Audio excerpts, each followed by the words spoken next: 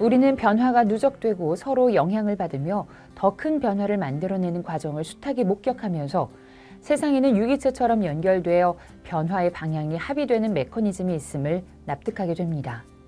말하자면 예전에 우리가 본 그것은 미래였던 셈입니다. 일어날 일이 일어나는 이유는 운명론이거나 정해진 결과가 예정되어 있기 때문이 아닙니다. 우리가 그것을 선호하고 그것을 원하기 때문입니다.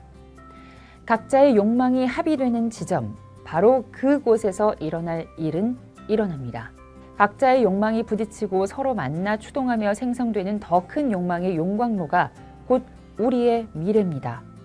소설가 윌리엄 깁스는 미래는 이미 와 있다. 다만 모두에게 균등하게 온 것은 아니다. 라고 했습니다. 그의 통찰처럼 미래가 각자의 삶에 깃드는 시점에도 차이가 있습니다. 미래는 예측 가능합니다. 과거와 현재를 보고 그 안에 담긴 사람들의 욕망을 이해하면 미래의 변화를 상당 부분 알 수 있습니다.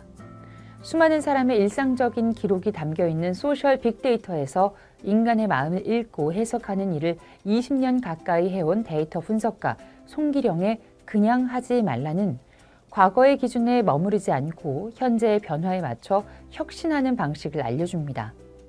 개인들 욕망의 합이 곧 미래에 벌어질 일들의 인풋입니다.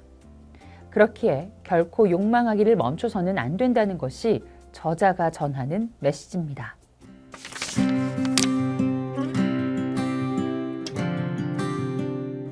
개가 반려동물이 된 것은 20년도 채 되지 않았습니다. 반려라는 키워드가 생겨난 자체가 상대방에 대한 배려가 시작되었다는 증거입니다. 반려라는 키워드는 편협했던 공동체의 개념을 한층 넓고 또 깊게 보는 관점을 담고 있습니다. 배려의 마음이 확장되면 산업을 바꾸기도 합니다. 최근에 반려견 임플란트나 노령견 백내장 수술이 각광받고 있습니다. 이런 현상을 누군가는 유난을 떤다라고 하겠지만 다른 누군가는 당연한 게 아니냐고 반문할 것입니다. 감수성이 어느 정도냐에 따라 삶의 변화에 대한 이해가 달라지고 산업 전망도 달라질 것입니다. 언제부턴가 자동차 광고에 반려견이 안전띠를 한 모습이 등장하기 시작했습니다. 지금은 강아지 안전띠가 액세서리지만 조만간 자동차를 구매할 때 들어가는 기본 옵션이 될 수도 있습니다. 차박이라는 단어는 코로나 이전까지만 해도 자동차 관련 데이터에 보이지 않던 단어였습니다. 차박의 주요 이슈 중 하나가 냉난방, 수도나 전기입니다. 예전에는 자동차의 일을 구현하려면 엄청난 설비가 추가로 필요했지만 전기 자동차가 나오면서 간단히 해결되고 있습니다. 저자는 이러한 일련의 변화들을 살피면서 이 같은 내용을 처음 본 게 아닌 듯한 기시감을 느꼈는데 실상은 기시감이 아니라 과거에도 있었고 지금은 코로나로 속도가 빨라졌고 또 앞으로 더 강화될 변화라고 진단합니다. 아울러 그러한 변화를 이끈 변화의 상수로 1. 분화하는 사회, 2. 장수하는 인간, 3. 비대면의 확산이라는 이 세 가지를 제시하면서 이 세 가지의 변화는 지난 20년 동안의 데이터를 통해 확인, 검증되는 상수였다고 밝힙니다. 즉 앞서 제시한 예들은 새로운 변화가 아니라 일어날 일이 일어난 것이며 다만 코로나로 인해 속도가 급격하게 빨라진, 당겨진 미래라고 설명합니다. 따라서 그냥 해보고 나서 생각하지 말고 생각을 먼저 하는 것이 중요합니다.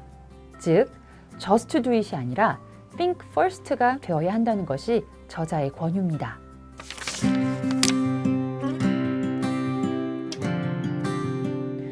코로나로 인해 재택근무가 일상화되었습니다. 그동안 우리가 재택근무를 꺼렸던 이유는 그럴 필요가 없었기보다는 해보지 않았기 때문이었습니다. 노동하지 않는데 돈을 주는 건 온당치 않다는 게 많은 이들의 믿음이었지만 코로나로 인해 생계에 어려움에 직면한 이들이 많아지자 재난지원금을 지급했습니다. 이렇듯 우리가 알던 믿음이 하나둘 흔들리고 있습니다. 저자는 이러한 변화를 가치관의 액상화라고 표현합니다. 액상화란 지진이 일어난 후에 집안이 약해져서 기존의 건물이 서 있을 수 없을 정도로 흔들리는 상태를 말합니다. 지금 우리의 생각, 기저의 가치관이 마치 지진이 일어난 후처럼 흔들리고 있습니다. 가치관의 액상화가 중요한 이유는 이 변화가 다른 것도 바꾸기 때문입니다. 코로나가 부른 변화로 제일 많이 거론하는 게 비대면입니다. 저자는 이를 선택적 대면이라고 표현합니다. 같은 회사 사람들이 모이는 것이라도 부장님과 함께하는 수직적인 형태의 회식은 싫지만 팀원들끼리 격이 없이 어울리는 수평적인 모임은 좋다는 속내를 드러낸 것이 선택적 대면의 한 예라고 할 수 있습니다. 이런 변화는 코로나가 몰고 온 것이 아니라 이미 일어나고 있었던 변화입니다. 혼자 가는 코인 노래방은 코로나 이전부터 선택적 대면 욕구를 수용하고 있었음을 보여줍니다. 코로나를 계기로 우리는 유연 근무, 재택 근무, 원격지 근무 등의 제도를 시험해 봤고 새로운 방식을 전향적으로 받아들여야 한다는 사실을 느꼈습니다. 변화는 중립적입니다. 그래서 좋은 것도 나쁜 것도 없습니다. 내가 준비를 했으면 기회가 되고 그렇지 않으면 위기가 될 뿐입니다. 따라서 사회 변화를 불평하는 자세보다 변화에 대한 준비와 어떻게 지혜로운 합의에 이를 수 있을지 고민하는 것이 올바른 자세라고 저자는 강조합니다.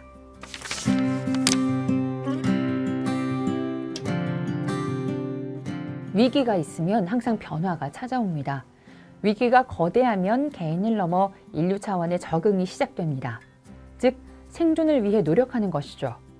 그런 노력이 기존에는 할 수 없었던 거대한 투자를 독려합니다. 예를 들어 제트 엔진이나 대륙간 탄도미사일, GPS 등은 전쟁에 승리하기 위해 했던 투자의 산물이지 민간 기업이 수익을 노리고 개발한 것이 아닙니다. 이처럼 우리의 삶을 윤택하게 하는 기술이 사람을 죽이는 기술에서 출발한 경우가 허다합니다. 전쟁을 통해 문명이 발달한 사실은 커다란 아이러니지만 거대한 위기에 따른 우리의 대응이 문명을 발달시키는 촉매였다는 점은 부인할 수 없습니다. 짧은 기간에 백신을 개발해서 상용화할 수 있었던 것도 엄청난 위기가 닥치면 그에 버금가는 투자를 하는 게 우리 인류사에 합의되어 있었기에 가능했습니다. 거대한 혁신이 이루어지려면 협업이 필요한데 이 협업이라는 건 정서적 공감만으로는 이루어지기 어렵습니다. 전체 인류가 의사소통을 통해 각자 가지고 있는 지성과 지식을 합쳐야 하므로 논리적 설득이 요구됩니다.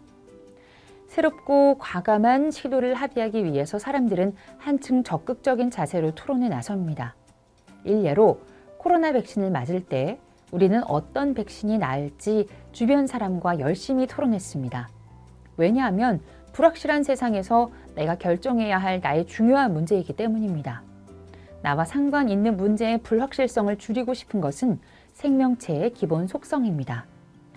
적응하는 자가 살아남는다는 다윈의 논문처럼 사람들은 생존 확률을 높이기 위해서 불확실할수록 더 많이 토론하고 고민하게 됩니다. 그런 탐색이 상당히 과학화되고 있다는 것, 즉 소셜 네트워크를 통해 수많은 의견과 피드백이 오가면서 과학적으로 충분히 설명될 수 있는 정보가 우위를 점하고 또 이를 기반으로 각자가 스스로 교양을 쌓는 시스템이 확보되었다는 점이 코로나 사태로 얻은 큰 변화이자 혜택이라는 게 저자의 설명입니다.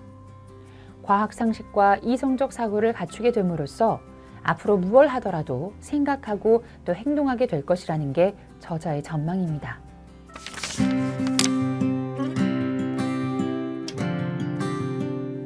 (2010년의) 데이터를 보면 취직은 성공의 시작이었고 무언가 함께 이루어갈 대상을 찾는 행위였습니다. 그런데 지금은 안전한 곳, 나를 경제적, 사회적으로 전락하지 않게 지켜줄 곳으로 찾아 거기에 탑승하는 것으로 바뀐 듯합니다. 이 변화에는 이유가 있습니다. 10여 년 전만 해도 학점이나 토익 정도만 준비하면 됐는데 지금은 스펙 9종을 채워야 합니다. 이런 준비와 경쟁을 통해 직장에 들어온 이들에게 보상심리, 이를테면 성과의 보상이라기보다 입사에 이르기까지 치열하게 겪은 경쟁의 보상 같은 게 조직의 주요 이슈로 부상하고 있습니다. 최근 데이터에서 상사와 관련해 무능이라는 말이 가장 많이 나오는 이유가 이와 연관이 있습니다. 예전에는 상사가 일 안 한다고 뭐라 하지 않았지만 지금은 상사와 직원 모두 능력을 따집니다. 즉, 모두 다 일하는 사회로 가고 있습니다. 그러다 보니 공정성 이슈가 나오고 집단 평가가 아니라 개인 평가로 선회하는 게 작금의 추세입니다. 이제 회사에서 가장 배척되는 사람은 다 된 밥상에 숟가락만 얻는 사람이 될 것입니다. 앞서 살핀 것처럼 이제 사람이 상품이 되는 시대가 오고 있습니다. 다니엘 핑크는 파는 것이 인간이다 라고 말했습니다. 이는 현대의 노동자들은 유형이건 무형이건 자신이 가진 무언가를 팔고 있다는 뜻입니다. 그렇다면 나에게 팔아야 할 게 있어야 합니다. 이렇게 경쟁의 추이가 바뀐다면 나는 어떤 능력을 얻어야 할지 고민해 봐야 합니다. 취업 9종 세트 같은 것들이 앞으로도 경쟁력으로 유지될 수 있을까요? 앞으로는 각자의 창의성이 시너지 효과를 일으키는 방향으로 인간의 일이 바뀔 것입니다. 이런 추세에 부응하려면 자신이 대체 가능하지 않은 상태가 되어야 합니다. 저자는 그 방법으로 플랫폼을 만들거나 장인이 되는 것, 즉 프로바이더가 되거나 크리에이터가 되거나 둘 중에 하나라고 말합니다.